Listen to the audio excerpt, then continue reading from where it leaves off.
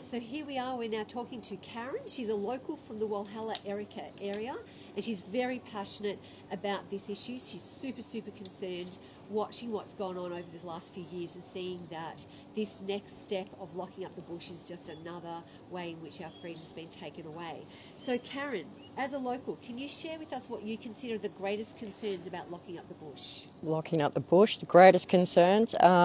If there's going to be fires later on, what's going to happen with that? Most of us will now be wiped out if those fires do come through. Most of the bush that is taken care of is done by locals. And that's a really big concern for me and a lot of, I guess, my children as well, because it's very important to have these bushlands around us, and they are maintained by a lot of the forest and people going out there four-wheel driving, the motorbike riders. They've just shut down all the logging industry, which is really quite harmful and hurtful.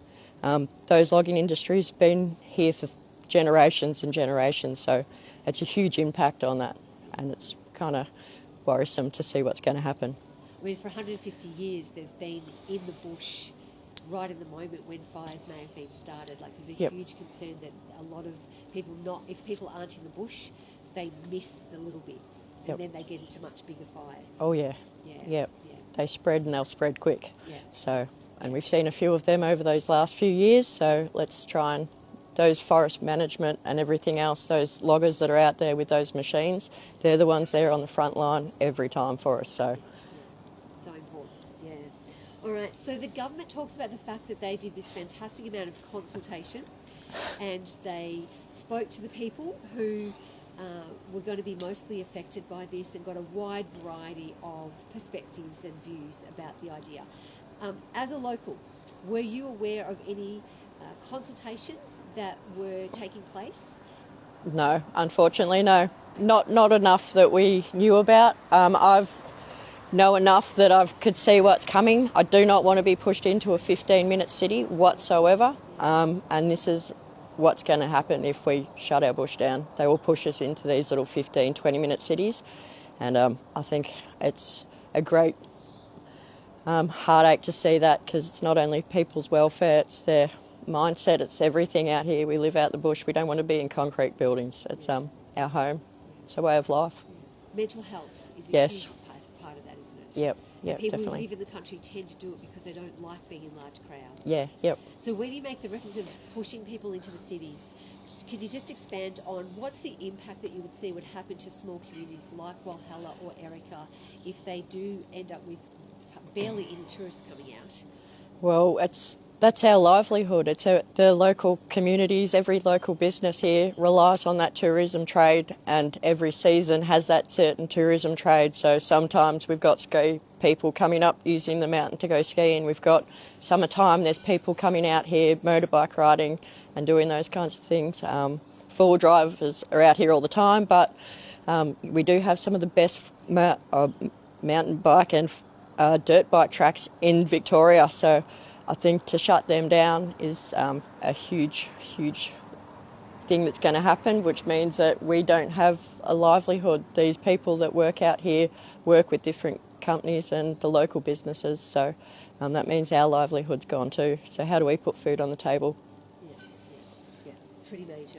So there's an idea that gets spread around that the best way to protect the bush is to not use it, to stay out of it and keep it locked up.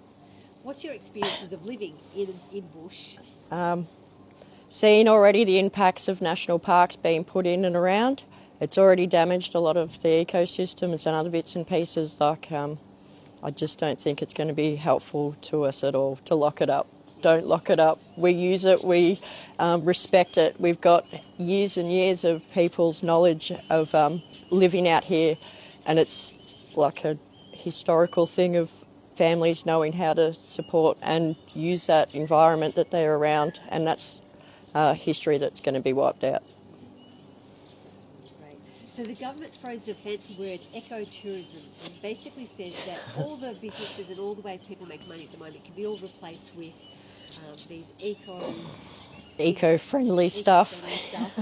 And, bushwalks that are, tree therapy and lovely spas. I don't know how you're going to access some of these parts, because some of even these people that are, I've got both legs, both arms, and sometimes it is hard to go walking in this bush. So eco-friendly, how are you going to take off these bush tracks and whatnot? And what are you going to do? Put a great big walking track through there, rip up the bush to put these in? That's not eco-friendly. That's destroying it before you've made it. Yeah. No, like, leave it alone. And that's a great challenge for the bush, because it isn't really for all types of people, because they're tracks and they're rough and they're uneven. Yep. So trying to kind of make everything equitable and everything being available for everybody is a huge challenge. No, and not everyone needs to be in the city. Not everyone likes being out in the country and out bush, but these people that do live out here and like being out bush, leave us be and let us live out here.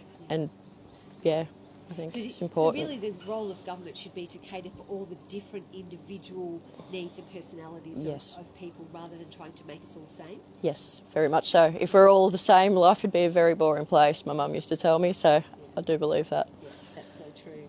So the government are, of course, making lots of promises and reassurances that this proposal won't have a big impact because they'll take care of everything. How much do you really think we should trust what the government says? I don't think we should trust them at all. Look at what they did with the jab. And do I need to go into it too much? No, I won't. Not on here, but look, they've already lied to us so much.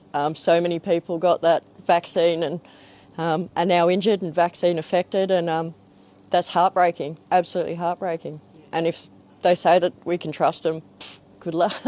Got another thing coming for them. Yeah. But anyway, I won't say my truth. I won't say it all on air. You might not want it. Yeah. So if the Environmental Minister, Steve, was watching this right now, what would be your message to give him? He needs to actually come out and see people, stop being in your little wall and your four walls that you're surrounded in and taking your paycheck to get happy. But, yeah, there's people out here and you're destroying our lives, so stop it. It's not on. Yeah, fantastic. Thank you so much. Good answer. Yeah, love it.